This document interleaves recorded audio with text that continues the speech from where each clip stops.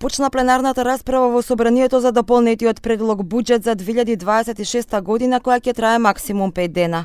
Опозицијата со критики велат буџетот не е ниту социјален, ниту развоен. За власта пак тој обезбедува раст и развој и подобар животен стандард за граѓаните.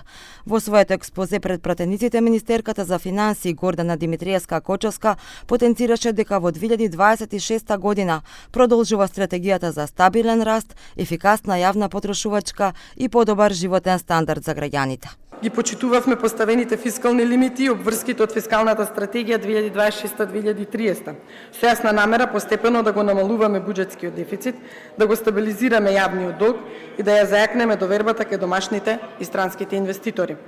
Клучот за тоа е ефикасна наплата на приходите, формализација на неформалната економија и внимателна, контролирана и штедлива употреба на јавните средства.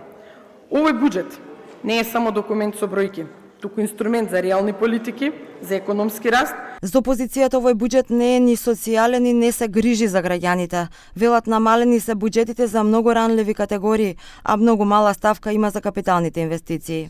Нема зголемување на платите, нема соодветно зголемување на парите кои што е потребно да се награди трудот на работниците во сите категории.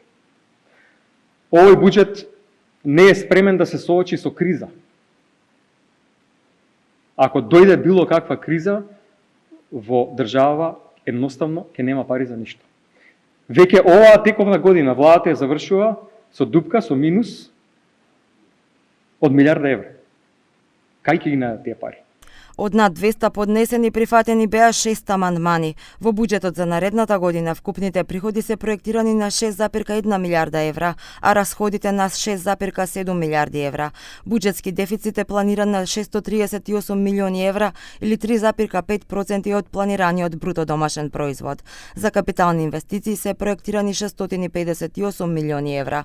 Се очекува раст на БДП од 3,8%, инфлација од 2,5%.